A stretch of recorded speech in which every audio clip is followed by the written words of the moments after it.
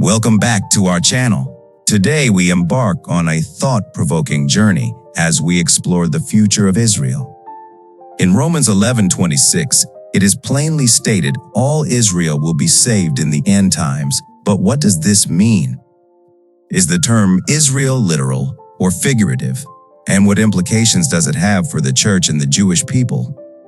Some interpret the promises of the Old Testament figuratively, suggesting that the church has replaced Israel entirely. On the other hand, others take a literal approach, believing that the physical descendants of Abraham, Isaac, and Jacob will be restored and receive the fulfillment of God's covenants. In this video, we align ourselves with the literal approach and delve into the biblical evidence supporting this perspective.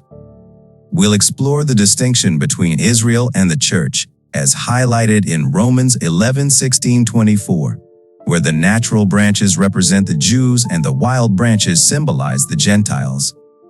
Moreover, we'll examine the irrevocable nature of God's covenant with Israel, as emphasized in Romans 11:26-29. This passage draws upon Old Testament prophecies and underscores the future salvation and restoration of Israel, both spiritually and geographically. Join us as we uncover the details of this profound topic, exploring passages from Zechariah, Revelation, and other prophetic books that shed light on the fate of Israel in the end times. We'll discover the pivotal moment when the remnant of Israel turns to their pierced Messiah and mourns, leading to their ultimate redemption. Before we jump into the main content, make sure you hit that subscribe button and click the notification bell so you won't miss any of our upcoming videos. We have a lot of exciting content coming your way.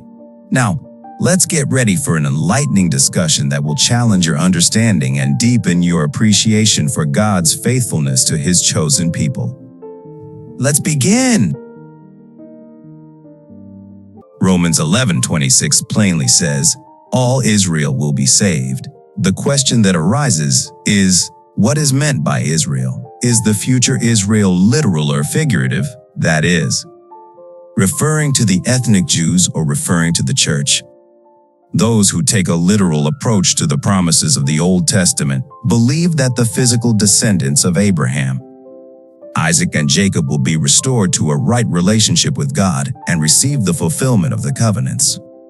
Those who advocate replacement theology basically affirm that the church has completely replaced Israel and will inherit God's promises to Israel. The covenants, then, will be fulfilled only in a spiritual sense. In other words, replacement theology teaches that Israel will not inherit the actual land of Israel. The church is the new Israel, and ethnic Israel is forever excluded from the promises. The Jews will not inherit the promised land as Jews per se. We take the literal approach. The passages that speak of future Israel are difficult to view as figurative for the church. The classic text, Romans 11:16-24, depicts Israel as distinct from the church. The natural branches are the Jews, and the wild branches are the Gentiles. The olive tree is the collective people of God. The natural branches, Jews, are cut off the tree for unbelief, and the wild branches, believing Gentiles, are grafted in. This has the effect of making the Jews jealous and then drawing them to faith in Christ, so they might be grafted in again and receive their promised inheritance. The natural branches are still distinct from the wild branches, so that God's covenant with His people is literally fulfilled. Romans 11:26-29 says, and so all Israel will be saved, as it is written, the deliverer will come from Zion, he will turn godlessness away from Jacob. And this is my covenant with them when I take away their sins. As far as the gospel is concerned, they are enemies on your account. But as far as election is concerned, they are loved on account of the patriarchs. For God's gifts and His call are irrevocable. Here, Paul emphasizes the irrevocable nature of Israel's calling as a nation. See also Romans 11:12. Isaiah predicted that a remnant of Israel would one day be called the holy people, the redeemed of the Lord, Isaiah. Regardless of Israel's current state of unbelief, a future remnant will in fact repent and fulfill their calling to establish righteousness by faith. Romans 10:1, 8, 11:5. This conversion will coincide with the fulfillment of Moses' prediction of Israel's permanent restoration to the land, Deuteronomy 31:10. When Paul says Israel will be saved in Romans 11:26, he refers to their deliverance from sin, verse 27, as they accept the Savior, their Messiah, in the end times. Moses said, "The Lord your God will circumcise your hearts and the hearts of your descendants, so that you may love him with all your heart and with all your soul, and live." Deuteronomy 36. Israel's physical inheritance of the land promised to Abraham will be an integral part of God's ultimate plan. Deuteronomy 33:5. So how will all Israel be saved? The details of this deliverance are filled out in passages such as Zechariah 8:14 and Revelation 7:19, which speak of end times Israel at Christ's return. The key verse describing the coming to faith of the future remnant of Israel is Zechariah 12:10, "I will pour out on the house of David and the inhabitants of Jerusalem a spirit of grace and supplication. They will look on me, the one they have pierced, and they will mourn for him as one mourns for an only child, and grieve bitterly for him as one grieves for a firstborn son."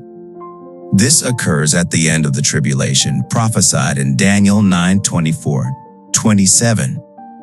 The Apostle John references this event in Revelation 1:7. The faithful remnant of Israel is epitomized in Revelation 7:1-8. These faithful ones the Lord will save and bring back to Jerusalem in truth and righteousness. Zechariah 8:7-8, NASB. After Israel is spiritually restored, Christ will establish his millennial kingdom on earth. Israel will be regathered from the ends of the earth. Isaiah. The symbolic dry bones of Ezekiel's vision will be brought together, covered with flesh, and miraculously resuscitated. Ezekiel 37:1-14. As God promised, the salvation of Israel will involve both a spiritual awakening and a geographical home. "I will put my spirit in you, and you will live, and I will settle you in your own land." Ezekiel. In the day of the Lord, God will reclaim the surviving remnant of his people. Isaiah 11:11. Jesus Christ will return and destroy the armies gathered against him in rebellion. Revelation 19. Sinners will be judged, and the faithful remnant of Israel will be set apart forever as God's holy people. Zechariah 13:8, 14:21. Isaiah 12 is their song of deliverance. Zion will rule over all the nations under the banner of Messiah the King.